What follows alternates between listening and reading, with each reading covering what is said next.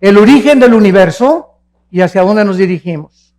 Desde la época de la gran filosofía de la época de oro de los filósofos, 165 años antes de Cristo, Platón, Demóstenes, Sócrates, trataron de buscar por siempre qué es el hombre.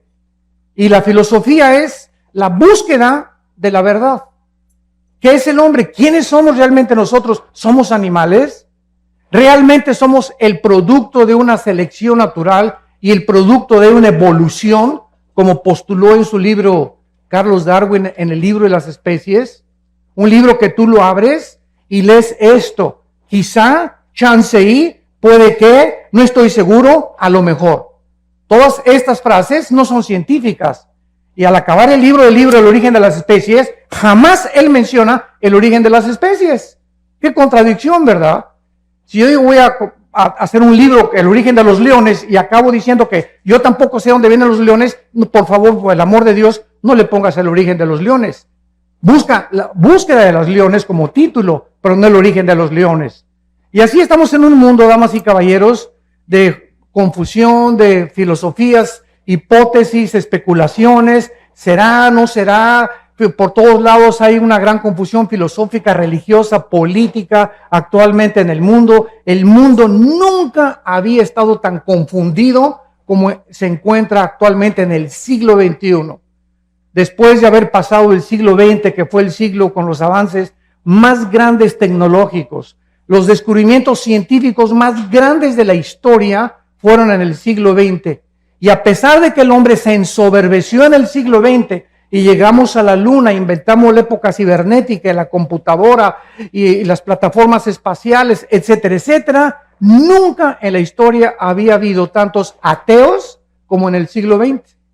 Antes del siglo XX, Blaise Pascal, físico matemático francés, era cristiano. Isaac Newton, cristiano. Louis Pasteur, Alberto Einstein. Y las más grandes mentalidades que ha habido eran personas que tenían la Biblia como su centro de estudio y a Jesucristo como su Señor y Salvador. Como dijo Wernher von Braun, el que mandó el cohete a la luna en 1969, director de la NASA. Este hombre científico, Wernher von Braun, dijo las palabras: yo no me atrevería a ser un padre, a ser un hijo, a ser un ciudadano, ni buscar ni especular el origen de la vida y el origen del universo sin tener la Biblia y a Jesucristo como mi Señor y Salvador. Pero, ¿qué es lo que le sucedió al ser humano? Vuelvo a repetir, la Biblia dice que se ensoberbeció. Y como la Biblia nos muestra que Dios creó al ser humano como un ser libre, somos agentes morales, responsables de nuestras acciones, si somos el resultado de los animales, por eso los muchachos en la escuela se portan como changos también. Cuando se les comienza a enseñar que venimos de los animales, no hagas lo que este padre de familia le dijo a un muchacho hace poco en una universidad. Oye, hijo, le dijo el hijo al papá, ¿tú crees en Dios, papá? Y el papá le contestó, no, yo no creo en Dios. Y le dijo entonces el hijo, entonces, ¿por qué me exhortas a no fumar marihuana? ¿Sabes una cosa? Si tú no crees en Dios, tú no tienes ninguna base moral para poder decirle que lo que yo estoy haciendo es bueno o es malo, porque yo hago mis propias leyes. Yo quiero endiosarme igual que tú, padre. Claro que el hijo se estaba burlando de su papá. Pero este es al punto donde se llega de la increíble confusión que existe de los famosos hombres o mujeres o maestros en las universidades que llenan actualmente las universidades del mundo diciendo a los estudiantes que son ateos y que no existe absolutamente nada. Y esta es la razón de tanta confusión, donde ya el mundo perdió la brújula. El matrimonio se está redefiniendo. Lo que durante miles de años fue un hombre y una mujer, ahora se cambia el matrimonio y ahora no es entre un hombre y una mujer. Es el síntoma más grande de descomposición social, damas y caballeros, a la que el mundo se está enfrentando. Y estamos como las ranas, cuando la metes a una rana a una olla con agua fría y le prende la estufa, la rana, en lugar de que brinque cuando comience a hervir el agua, hace el experimento llegando a tu casa, ahí se va a quedar la rana en la olla hervida, porque su sangre se adapta a la temperatura del agua. Así estamos pasando nosotros, estamos tomándolo todo como normal, nos estamos adaptando a la nueva moral y estamos aceptando que es normal y la Biblia dice que no es normal, como lo vamos a ver a continuación. Muchos critican de por qué si Dios existe tiene que juzgar a los hombres algún día. Te voy a decir la respuesta si eres ateo, escéptico o agnóstico. Porque si no hay una vida después de la vida y no hay un juicio después de esta vida, no hay más que dos opciones. Una, perdemos totalmente la esperanza, y dos, vamos a vengarnos nosotros mismos. Si no hay absolutamente justicia después de la vida, entonces todos los nazis que asesinaron a casi 6 millones de personas y que murieron, el grupo de ISIS que está en el Medio Oriente ahorita, que están matando a cientos, miles de cristianos, degollándolos, y mueren de un bombazo de repente, y dices, pues qué fácil, ¿verdad? ¿Sabes una cosa? Te equivocas. La Biblia dice que hay un juicio que viene cuando tú mueras y cuando yo muera. Y este juicio somos salvados cuando ponemos nuestra fe en una cruz, donde el Hijo de Dios dio su vida para dar su sangre y decirnos estas palabras. De verdad les digo que cualquiera que oye mi palabra y crea al que me envió, no vendrá a condenación. No pasará por este juicio porque ha pasado de la muerte a la vida. Juan 5:24. Los que traigan su Biblia en esta mañana, los invito a que la abran en el libro de Apocalipsis, capítulo 20. Apocalipsis, capítulo 20. El libro de Apocalipsis fue escrito hace 2000 años por el último de los sobrevivientes de los apóstoles de Jesucristo, llamado el apóstol Juan. Este hombre Juan tenía 95 años de edad, exiliado por el emperador romano en la isla de Patmos. Si tú vas a Europa o vas al mar Egeo, vas a encontrar que todavía está la isla de Patmos y se encuentra todavía el lugar donde el apóstol Juan estuvo exiliado por el emperador romano. El apóstol Juan tenía como 95 años de edad y nos imaginamos tal vez que ya estaba, bueno, para eso fui cristiano, colgando con cadenas. Los exiliados políticos del gobierno de Roma no les quitaban la ropa. Al llegar a la isla y al exiliarlos, les colgaban las cadenas y no les volvían a quitar la ropa. Ahí sí hacían excremento y todas sus necesidades. Imagínense ustedes nada más a los 3-4 días de estar así, cómo podrían morir estas personas sin ninguna misericordia del pueblo romano.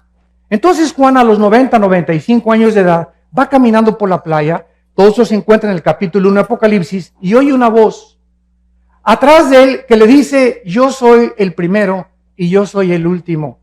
Yo soy el alfa y yo soy el omega. Yo soy el que tengo las llaves del infierno y las llaves de la vida. Y yo soy el que estuve muerto, mas he aquí que vivo por los siglos de los siglos. Y cuando Juan voltea, ve a una entidad espiritual brillante, con el pelo blanco como la nieve, los ojos refulgentes como las llamas, con un vestido de lino que le llegaba hasta los pies, con un cinturón que le ceñía la cintura de oro, con los pies refulgentes como el bronce bruñido, y le contesta el Señor Jesucristo: yo soy Jesús, el que estuve muerto, mas he aquí que vivo. Quiero que escribas, Juan, lo que va a ser, lo que ha sido y lo que será, y así es como tenemos nosotros el libro, los 22 capítulos del libro del Apocalipsis, que contiene el final de la raza humana, que nos muestra claramente los avances tecnológicos como la marca del 666, que el anticristo va a ponerle muy pronto a la humanidad. ¿Cómo pudo la Biblia adelantarse, damas y caballeros, de que se iba a escribir hace 2000 años, que vendría el tiempo en que la economía del mundo se tendría que controlar por computadoras si no se hubiese inventado las computadoras?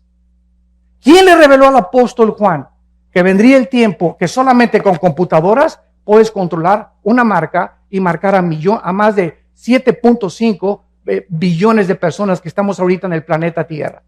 La Biblia es increíblemente demostrando las evidencias profundas que existen de que es un libro sobrenatural. En el capítulo 20, que es el capítulo que nos concierne en esta mañana, encontramos estos versículos del 11 al 15.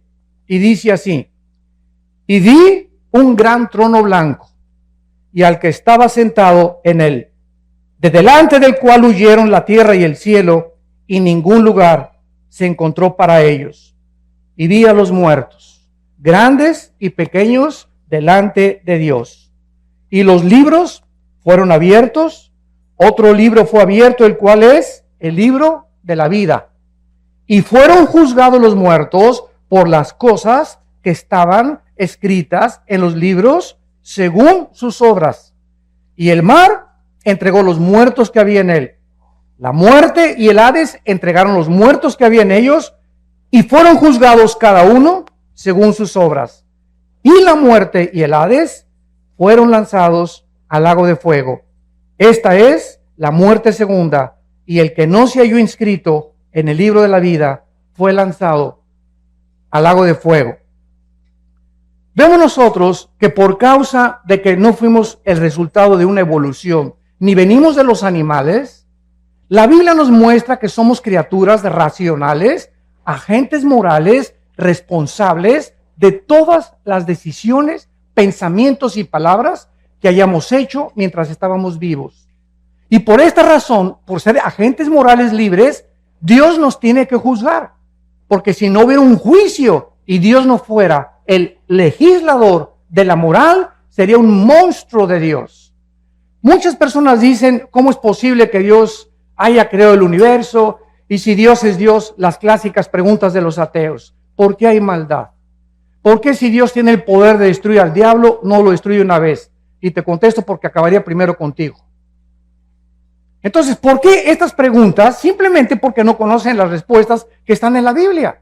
Y quieren estas personas abarcar la mente de un ser completamente incomprensible, que sus pensamientos no son nuestros pensamientos, ni los caminos de Dios, ni la forma como Él actúa como tú y como yo, que tenemos cerebros de caracol, comparados con la grandiosidad, la majestuosidad y el poder infinito de Dios. Y nos ponemos con la soberbia de creer y pedirle cuentas a Dios. Y por esto y por aquello, y por esto y por aquello, que es la base del ateísmo y de la filosofía del ateísmo.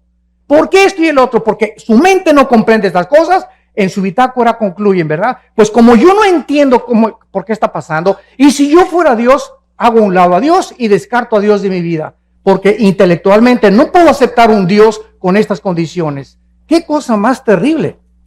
Y quiero decirles que antes de que yo fuera cristiano era ateo. Yo profesé el ateísmo durante 7 años. Y formé parte del Partido Comunista Mexicano. Y comprendí la teoría de Hegel, la dialéctica materialista. Y mi héroe era Nikolai Lenin desde la Revolución Rusa Bolchevique en 1917. El Che Guevara tenía un inmenso póster arriba de mi cama del Che Guevara, etcétera, etcétera. Porque como todos los jóvenes idealistas, buscamos siempre identificarnos con algo. Yo quería entregarle mi vida a alguna cosa que valiera la pena. Una revolución armada. Vamos a cambiar esto. Vamos a un gobierno utópico, es lo que estaba buscando, porque no hay ningún sistema de gobierno, llámese socialismo, comunismo, democracia, que es el mejorcito de los gobiernos, pero tampoco es perfecto. No existe un gobierno porque el ser humano, dice la Biblia, somos seres imperfectos. Entonces luchamos contra algo que queremos cambiar porque traemos la eternidad en el corazón. Buscamos la justicia todos, buscamos la verdad, buscamos algo con que identificarnos que valga la pena. Estamos hartos de tanta hipocresía, de tantas cosas en el mundo. ¿Por qué? Porque fuimos hechos a la imagen y semejanza de Dios. Jamás he visto un grupo de conejos preocupados, ni de changos tampoco buscando el universo, de dónde vengo, quién soy, a dónde me dirijo.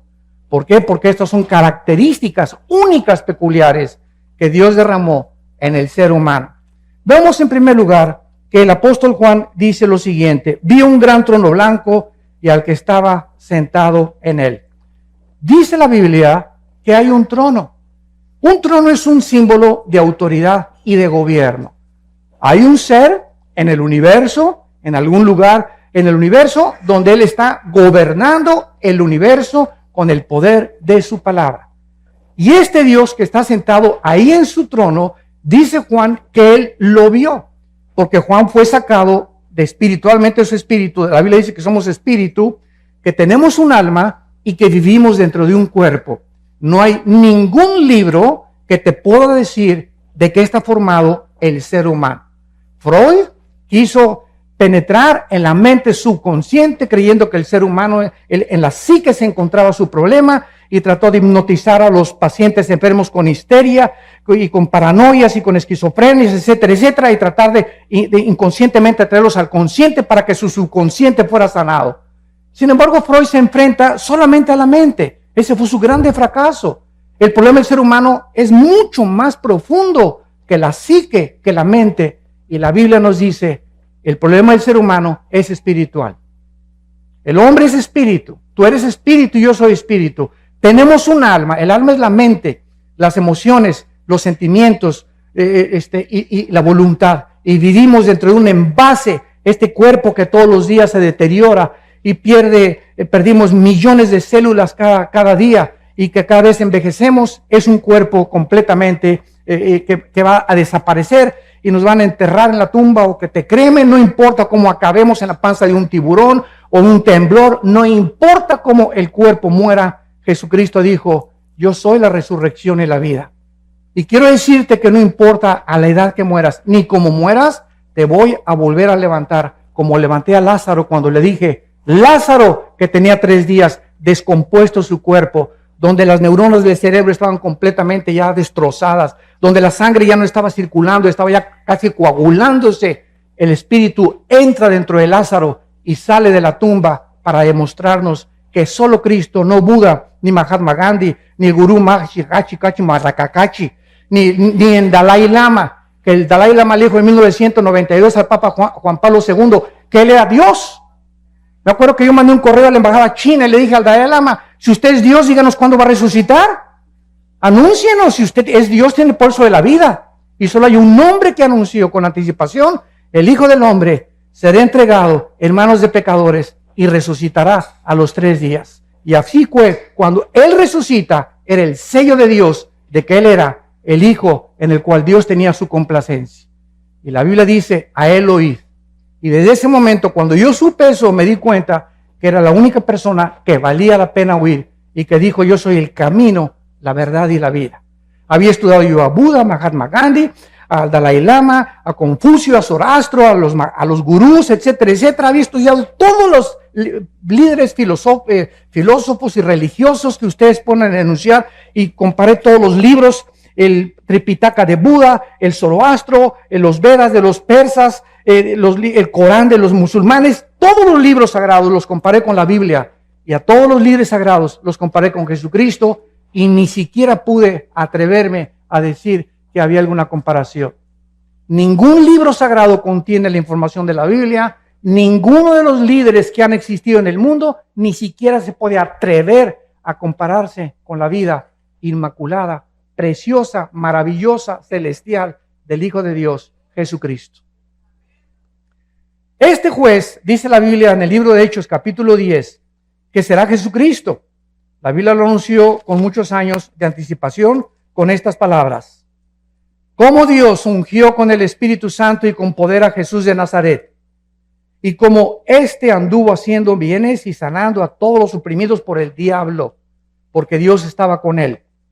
Y nos mandó que predicáramos al pueblo y testificáramos que Él es el que Dios ha puesto por juez de vivos y de muertos.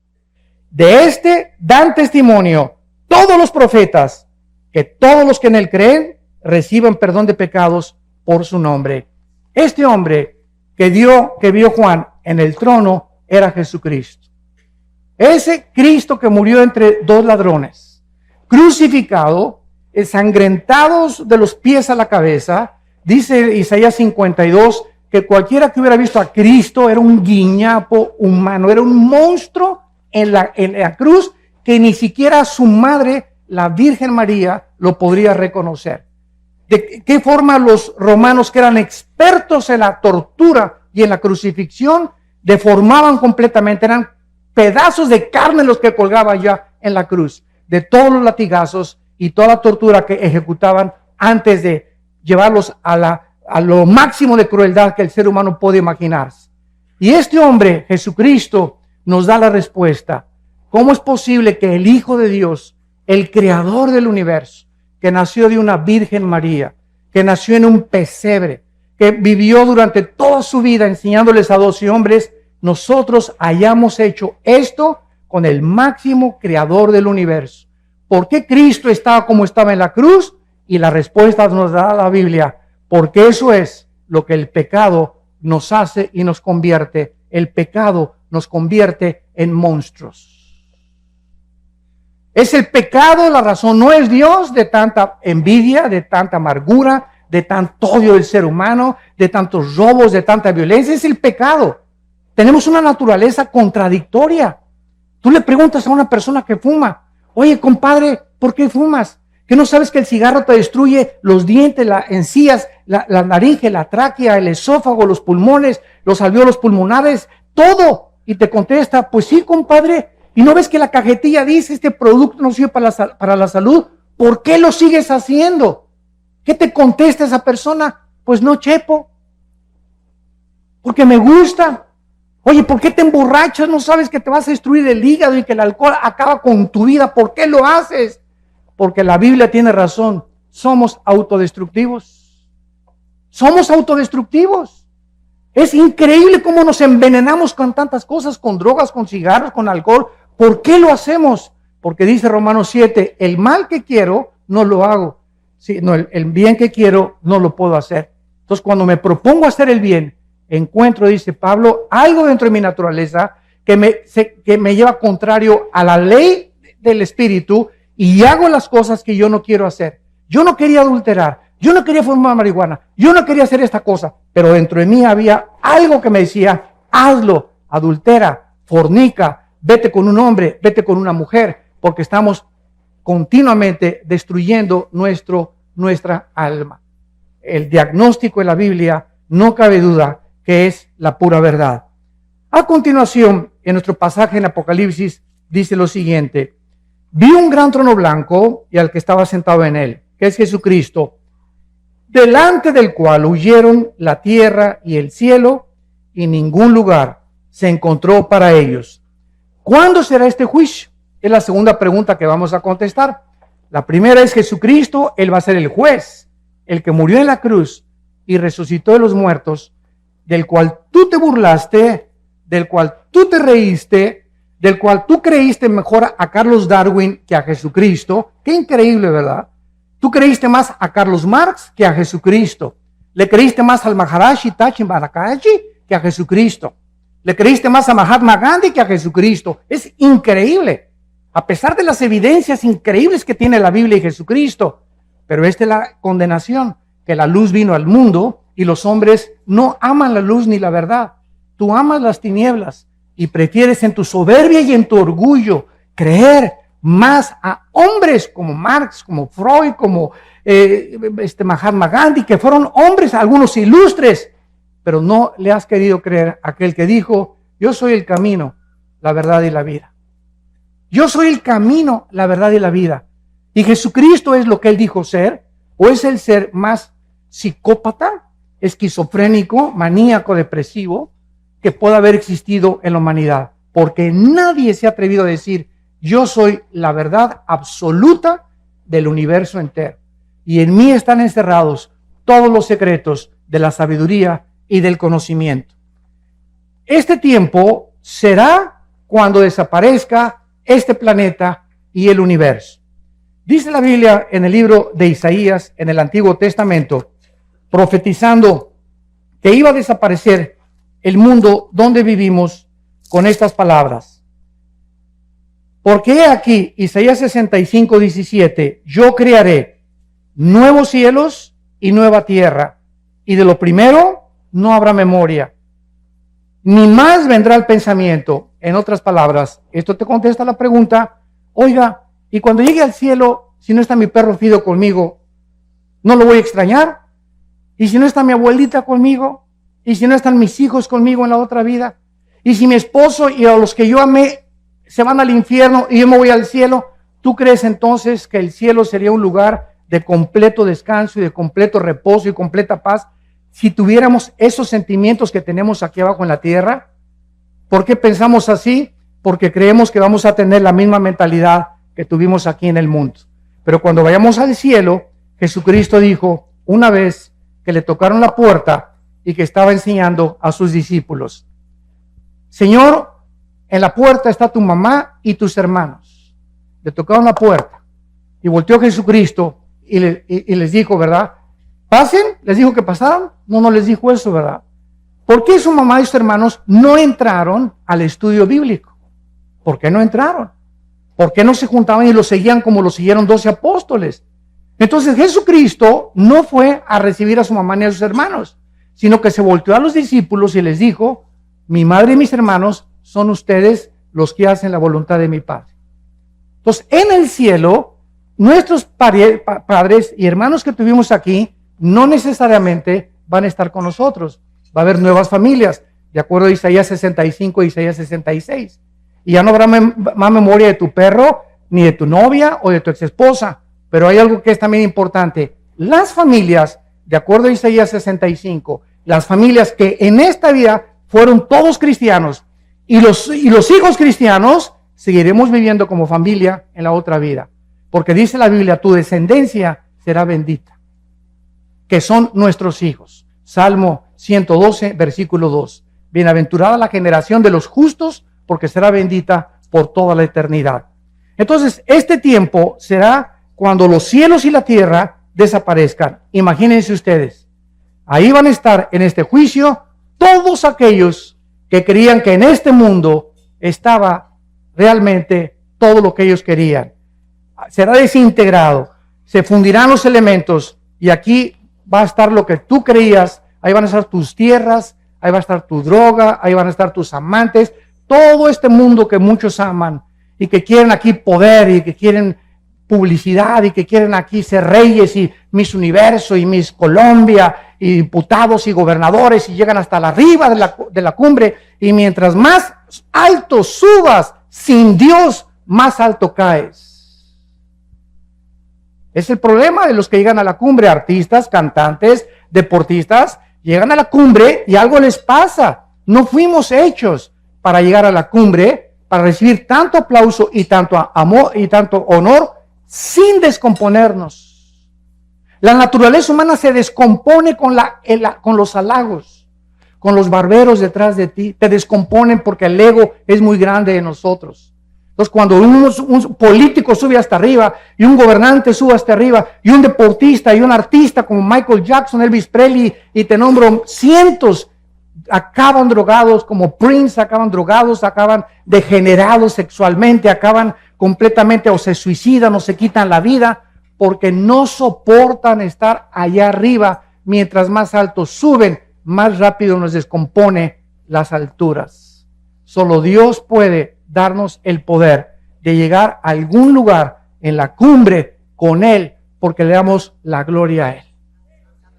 Y cuando no es así, vemos cómo se descompone el ser humano. Vemos a continuación que la Biblia nos muestra que ningún lugar se encontró para los incrédulos. Estas personas van a ver en este juicio donde vivieron. Van a ver así el mundo que va a desaparecer, donde tenían su esperanza, el mundo donde se divirtieron y se burlaron de Dios, el mundo que creyeron que significaba todo para ellos. De repente, así como una burbuja de jabón, será completamente deshecho. Dice Marcos 8:34 que Jesucristo le dijo a la gente, todo el que quiera salvar su vida la va a perder, y el que pierda su vida por causa de mí y del evangelio la salvará. Porque ¿qué aprovechará el hombre si ganara el mundo y perdiere su alma? ¿De qué te sirve haber llegado a Miss Guerrero, gobernador de Guerrero, senador, diputado, presidente de la República? Dime lo que tú quieras. O haber tenido los millones que tú quieres, que crees que en el dinero se encuentra la felicidad. ¿De qué te sirve la intelectualidad o el conocimiento al que has llegado, sabiendo que mientras más sabes, menos sabes? Y más nos falta por conocer. Nada nos puede satisfacer en esta vida. Todo es vanidad de vanidades. Todo es vacío sin Dios. Nada tiene ningún propósito sin Dios, porque fuimos creados para Él. Fuimos creados para tener comunión con Él, damas y caballeros. Entendámoslo. Cualquier otra cosa siempre te dejará vacía tu alma. Vas a llegar donde tú creíste que querías llegar. Y después de eso te das cuenta que sigues vacío. Como dijo un expresidente de México, a los 65 años de edad, un año antes de morir. Como lo acaba de decir uno de los millonarios más grandes de México, que murió su esposa. Soy el hombre más vacío, más triste y no necesito nada de lo que tengo porque siento que algo me dice en mi vida que necesito a Dios. Y unos llegan a los 70 años a Dios, otros a los 80, gracias a Dios, pero ¿por qué tienes que llegar a esa edad sin darte cuenta que fuimos creados para encontrar a Dios? Para que Él nos ayude a ser hombres, mujeres, para que nos ayude en nuestro matrimonio, para que sepamos cómo educar a nuestros hijos, cómo administrar nuestros negocios, cómo vivir en la vida, a qué darle prioridad en la vida, si es a mi esposa o a mis hijos o a mi trabajo. Y cuando buscamos a Dios, primero y sobre todas las cosas, todas las demás cosas nos son añadidas. Vemos en segundo lugar, que dice Apocalipsis 20, versículo 12, y vi a los muertos, grandes y pequeños, delante, de pie ante Dios. Aquí no está hablando de los altos y los chaparritos.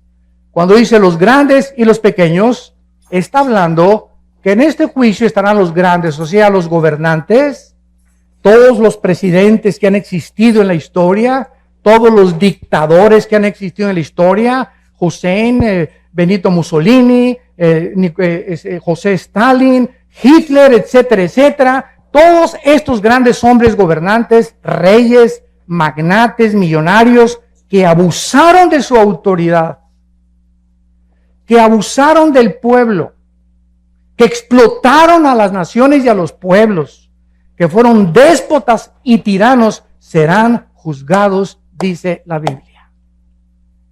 Así que no tenemos por qué perder la esperanza ni por qué tomar venganza. Dios ha establecido un día en el que ha de juzgar a los vivos y a los muertos. Pero también dice a los pequeños. ¿Quiénes son estos? Los esclavos, sirvientes, trabajadores, campesinos e indígenas también. Los más exaltados y también los que están hasta abajo. Nadie se le va a escapar al juicio de Dios. Ahora, ¿sobre qué base va a juzgar Dios tu vida y mi vida? Dice el versículo 12, y fueron abiertos los libros. Y el libro de la vida, y fueron juzgados los muertos por las cosas que estaban escritas en los libros según sus obras. La Biblia dice que cuando una persona nace en este mundo, desde Adán y Eva, todos los nombres de todas las personas, desde Adán y Eva, están escritos en un libro. Hay el libro de la vida y el libro de la vida del Cordero. Son dos completamente diferentes. Y el otro libro que es el de los registros que vamos a ver. En el libro de la vida están escritos todos los seres humanos. Todos los que rechazaron a Cristo serán borrados del libro de la vida. Todos los que en el libro de la vida han recibido a Cristo son pasados al libro de la vida del Cordero. Veamos esta verdad en Apocalipsis capítulo 13. Y dice así, en Apocalipsis capítulo 13, hablando acerca del anticristo y de todas las personas que él va a perseguir, dice el versículo 8, y lo adoraron, o sea, el anticristo, todos los moradores de la tierra, cuyos nombres no estaban escritos en el libro de la vida del Cordero, que fue inmolado desde el principio del mundo. Estuvieron escritos en el libro de la vida de Dios, del Padre, pero no en el libro de la vida del Cordero. Tú eres inscrito en el libro de la vida del Cordero cuando recibes a Cristo como tu Señor y como tu Salvador. Ahora, cuando alguna persona va a ser juzgada, vemos nosotros que vamos a ser juzgados, dice aquí, por las obras. Y estos libros, si lo notas bien, dice así: si alguno tiene oído, oiga, porque estas personas serán juzgadas por las cosas escritas según sus obras. En otras palabras, no todos los seres humanos tendrán el mismo castigo. Esto lo podemos ver en un ejemplo que Cristo hizo en Mateo capítulo 11, hablando de dos ciudades. Cristo dijo en Mateo 11, 21 al 24, ay de ti Corazín y de ti Betsaida, porque si en Tiro y en Sidón se hubieran hecho los milagros que han sido hechos en vosotras, tiempo ha que se hubieran arrepentido en silicio y ceniza. Por tanto les digo que en el día del juicio, del cual estamos hablando, será más tolerable el castigo para Sidón y para Tiro y Sidón, que para ustedes. En otras palabras, La Biblia dice que las personas, aquí está otra respuesta, que nunca oyeron hablar de Cristo. Cuando yo voy a alguna universidad, a algún seminario teológico, siempre me lanzan las mismas preguntas. ¿Y qué de las personas budistas, musulmanes, indígenas que nunca oyeron hablar de la Biblia ni de Cristo? La Biblia tiene respuestas para cada cuestionamiento intelectual. La Biblia dice que las personas, Romanos 2, del 12 al 15, que murieron sin Cristo, van a ser juzgados por sus conciencias, de acuerdo a cómo contestaron a sus conciencias. Y nosotros y todos ustedes que están aquí en esta mañana y todos los que hemos oído la Biblia, seremos juzgados por este libro. Porque al que mucho se nos ha dado, mucho se nos va a pedir. Más te valió no haber venido a este desayuno. Te lo digo con todo mi corazón. Porque en el momento en que tú oyes la palabra de Dios, te haces mucho, mucho más culpable que una persona que nunca la oyó. Y esta es la condenación, que tú oyes la palabra y ves la luz delante de ti y dices, no la quiero. Hay otras personas que no tienen el privilegio que Dios te está dando en esta mañana de arrepentirte de tu vida y de tus pecados. Y la oportunidad de comenzar una nueva vida, como el testimonio que escuchamos, que solo Dios puede cambiarte. Pero las personas que nunca oyeron de Cristo serán juzgadas por sus conciencias. Por ejemplo, Sodoma y Gomorra fueron destruidas en 24 horas. El diluvio tardó 120 años, donde Noé, arrepiéntanse, 120 años Dios le dio a Noé y a esa civilización para que se arrepintieran hasta que viene el diluvio. A Sodoma y Gomorra le dio 24 horas. ¿Se dan cuenta ustedes? ¿Es Dios injusto? No. Simplemente los pecados de Sodoma y Gomorra son dos ciudades que llegaron y traspasaron donde Dios vio que no tenían regreso, que habían llegado a tal grado su depravación sexual que si no eran detenidos y no eran extinguidos del planeta Tierra, cundiría y se expandiría por todas las ciudades el pecado de la homosexualidad. Entonces, Corazín y Betsaida fueron dos ciudades en las que Cristo estaba enfrente de ellas. Y Cristo les dice, si otras ciudades que no me oyeron hubieran oído lo que ustedes oyeron, será más tolerable, no serán castigadas tanto como los voy a castigar a ustedes. Porque al que mucho se le da, mucho se le pide. Y tú y yo somos ante Dios culpables de lo que hemos oído en esta mañana. Vemos en el versículo 13, en Apocalipsis 20, y el mar entregó los muertos que había en él. Y la muerte y el Hades entregaron los muertos que había en ellos. Y fueron juzgados cada uno según sus obras. Dice la Biblia que va a haber dos tipos de resurrecciones. Juan capítulo 5. Los que hicieron lo bueno a resurrección de vida. Los que hicieron lo malo a resurrección de condenación. No hay más que dos juicios. Los que hemos recibido a Jesucristo, ya no vamos a ser en la muerte juzgados por nuestros pecados. Seremos juzgados por nuestras obras, nada más, sin perder la salvación. Para recompensas o rechazo de recompensas. Pero aquellos que fueron juzgados y que no resucitarán hasta la segunda resurrección, son los que menciona Apocalipsis 20, del 11 al 15, que es el pasaje que estamos estudiando. Entonces, la primera resurrección tiene varias resurrecciones. Primero fue Cristo, después los que estaban con él, que son las primicias, después viene el arrebatamiento de la iglesia, vamos a hablar mañana del arrebatamiento de la iglesia, después viene el arrebatamiento de los 144,000, la resurrección de los dos testigos, la resurrección de los mártires de la gran tribulación, y después la resurrección al final del milenio de los que entraron con cuerpos no glorificados y que van a resucitar antes de los cielos y la nueva tierra. Entonces, toda esta resurrección de los justos se llama la primera resurrección. Y la segunda resurrección, dice el versículo 14, y la muerte y el Hades fueron lanzados al lago de fuego. Esta es la muerte segunda.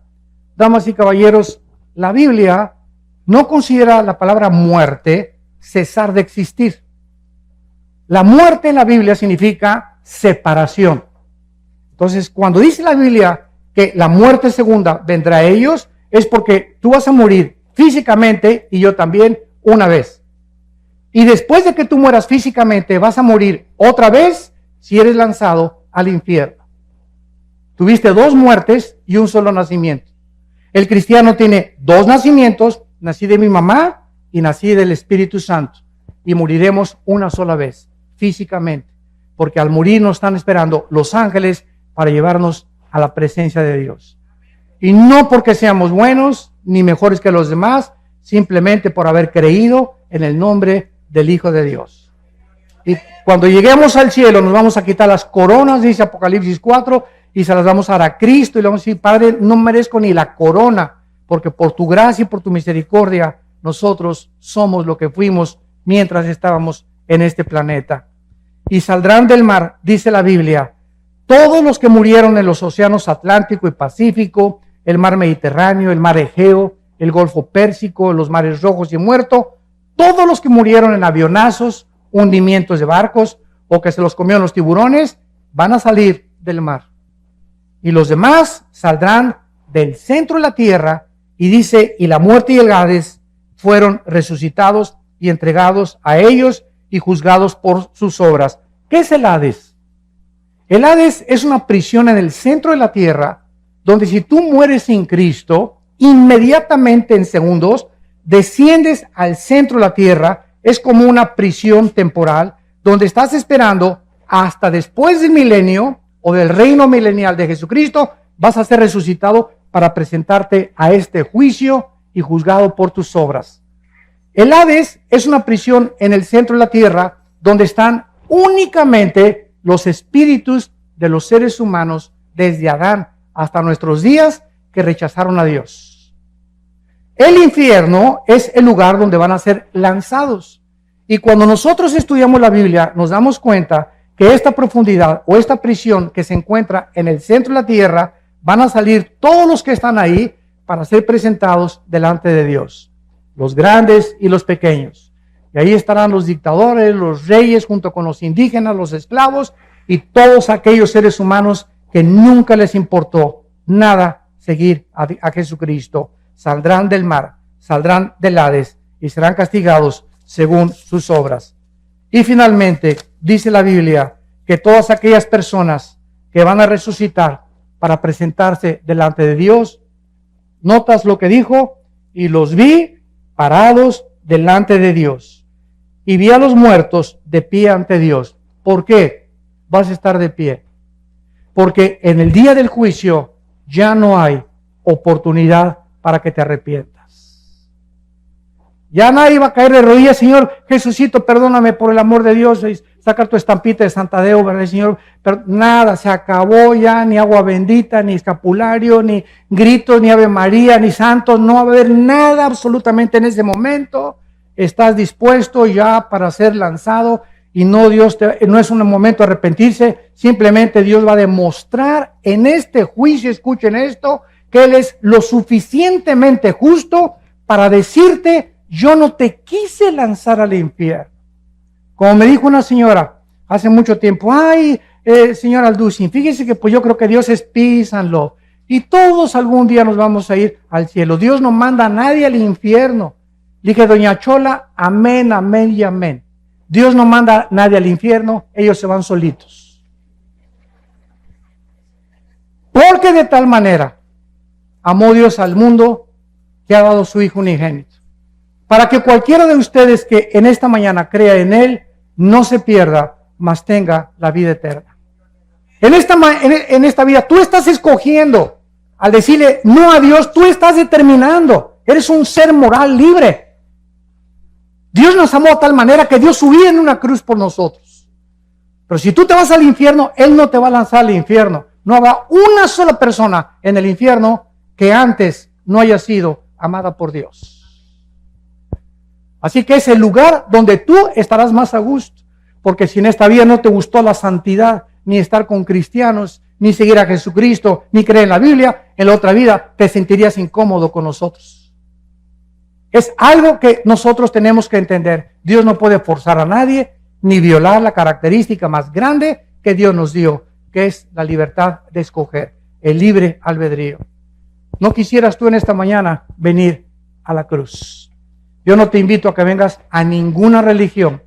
El cristianismo no es una religión. Cristo no bajó del cielo a traernos otra religión de las miles de religiones que existen. Cristo bajó del cielo a traernos la vida eterna. Y esta es la vida eterna, que te conozcan a ti, al único Dios verdadero, y a Jesucristo al que tú has enviado. Y este es el testimonio que Dios nos ha dado, la vida eterna. Y esta vida está en su Hijo. El que tiene al Hijo tiene la vida. El que no tiene al Hijo, aunque seas católico o protestante o mormón o testigo de Jehová, no importa la religión que tengas. Si tú no tienes al Hijo, tienes una religión, pero no tienes la vida eterna. ¿Te das cuenta de la grande diferencia y de la ignorancia tan grande que hay por ignorar la Biblia? Que estamos satisfechos con una religión. Pues yo voy el domingo y me comulgo, o a mi iglesia, etcétera, etcétera, y de lunes a viernes me porto como el hijo del anticristo. Hago lo que me da la gana, ¿verdad? Total, que Dios me va a perdonar. ¡Cuánta ignorancia! ¡Qué susto te vas a llevar el día que tú te mueras! ¿Y cuántos de nosotros en esta mañana estamos seguros que amanecemos? Ninguno de nosotros. En el año 2001, 3,000 personas se levantaron en Nueva York y trabajaban en las Torres Gemelas. 3,000 personas se levantaron y le dijeron a su esposa: mi amor, nos vemos a las 12 para el lunch, nos vemos al mediodía. Se pusieron su corbata. Esas 3,000 personas, ¿quién se iba a imaginar que 2 aviones se iban a estrellar con unas Torres Gemelas y que era la última vez que a su esposa le decían te amo? ¿Estás tú seguro hoy en la mañana que te levantaste que no es tu último desayuno? ¿Una embolia cerebral? ¿Un ataque al corazón? ¿Una bala perdida? ¿Un accidente de tránsito? No tenemos comprada la vida, ninguno de nosotros. La Biblia dice: prepárate para encontrarte con tu Dios. Prepárate, porque nuestra vida está en un hilo y nunca nadie sabe cuándo Dios nos llama a presentar cuentas. ¿Estás tú preparado? Esta oportunidad te la da Dios hoy en la mañana, en su misericordia, y porque Él te dice te amo, te amo, te amo. No quiero que te pierdas. Tengo un programa mucho mejor que el que tú te imaginas para tu vida. Mis pensamientos para ti son de paz y de esperanza, para darte el fin que tú anhelas, para que tú entiendas, mi amor, que di mi vida en una cruz, para que cualquier cosa que me pidas, yo te la voy a conceder. Este es el amor de Dios, que siendo pecadores, Cristo da su vida por nosotros.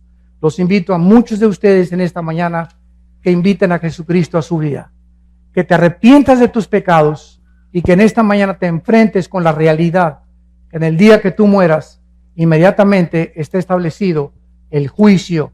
No habrá ninguna oportunidad, no hay reencarnación, no hay purgatorio, no hay más que cielo e infierno, de acuerdo a la Biblia. ¿Qué escoges tú en esta mañana? La vida. Escoge la vida para que Dios te bendiga y puedas algún día darle gracias a Dios que no te equivocaste esta mañana al venir a este desayuno y a decirle al Señor Jesucristo: entra a mi vida, Señor, te necesito como mi Señor y Salvador. Les pido que inclinen sus cabezas por unos segundos. Y así, con tu rostro inclinado, en esta mañana, en la que no es coincidencia que hayas venido, sino que Dios, en su infinito amor y misericordia, te ha traído por invitación de amistades, o a lo mejor viniste por curiosidad. Esto se llama la providencia divina. Que Dios te ama y te está llamando. Y tal vez muchos de ustedes en este momento ha sido la última vez que Dios le está llamando. Si oyes su voz, no te endurezcas. Hoy es el día aceptable. Hoy es el día de tu salvación. Ven a la cruz. Abraza la cruz, donde tus pecados y mis pecados fueron puestos en el Hijo de Dios, para que con su sangre pudiéramos nosotros ser lavados, purificados y santificados, gracias a lo que Él hizo en nuestro lugar, en esa cruz. ¿Qué tengo que hacer?, me preguntarás, para que en este momento yo puedo arreglar mi condición delante de Dios. Tú me puedes decir, es que yo soy un asaltante, yo soy secuestrador, he tenido 5 abortos, soy una prostituta, soy un homosexual, he engañado a 3 o 4 mujeres mis antiguos matrimonios, soy un adúltero, soy una adúltera. Y la Biblia te contesta, si tus pecados fueren tan negros como el carbón, como la blanca lana vendrán a ser. Si tú en esta mañana te arrepientes y entiendes que no tienes que dejar esa vida para venir a Cristo, ven cómo estás, y Él al entrar a tu vida te dará el poder de cambiar, de transformarte en una nueva criatura y darte el poder de la vida eterna. Ven cómo estás tal como eres de pecador y dile estas palabras con todo tu corazón.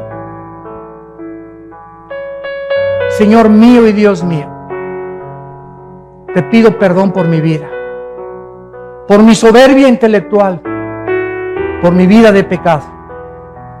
Ahora he comprendido claramente que no puedo seguir viviendo de esta manera y que tú eres el único que puedes cambiarme, transformar mi manera de pensar y darme el poder de vivir para ti.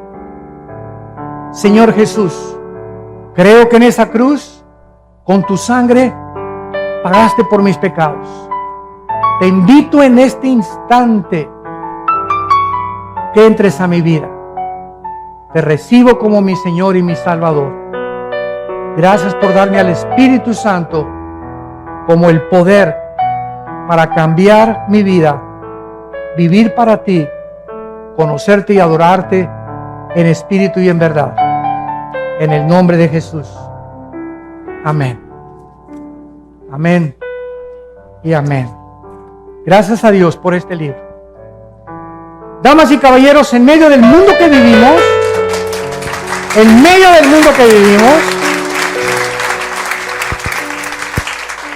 es la única luz. Tantas filosofías y tantos rollos y tantas cosas, es la única luz que hay en la Biblia. El libro más antiguo que Dios nos dejó, el manual de la vida. Y aquí lo tenemos. No tenemos por qué vivir confundidos, ni ansiosos, ni estresados, ni preocupados, ni atemorizados por el futuro. Y si se muere mi esposo, ¿qué voy a hacer? Y si se mueren mis hijos, y si se va esto, y si aquello pasa. Tenemos a Dios con nosotros. Y nunca nos dejará y nunca nos abandonará. Y ha prometido estar con nosotros hasta el fin del mundo. ¿Por qué vivimos entonces como vivimos? Porque no le creemos. Y en esta mañana todos ustedes que han hecho esta oración por primera vez, nos gustaría conocerlos, bendecirlos. Y les pido, si tú hiciste esta oración en esta mañana, ahí desde tu lugar, ponte de pie. Párense los que hicieron esta oración por primera vez.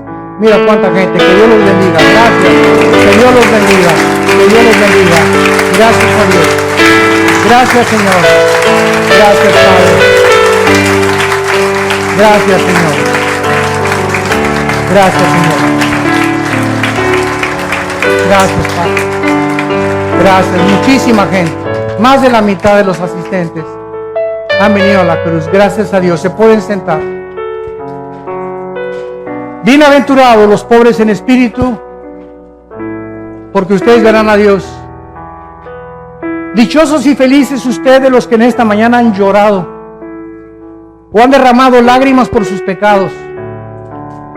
Dichosos y felices ustedes los misericordiosos, los que tienen compasión de la gente, los que no ven a la gente como instrumentos para tus intereses, ni para ser usados como cosas y objetos. Dichosos y felices cuando te persigan, cuando se burlen de ti por ser cristiano o cristiana. No te amilanes ni te amedrentes, al contrario, crécete como los toros al castigo.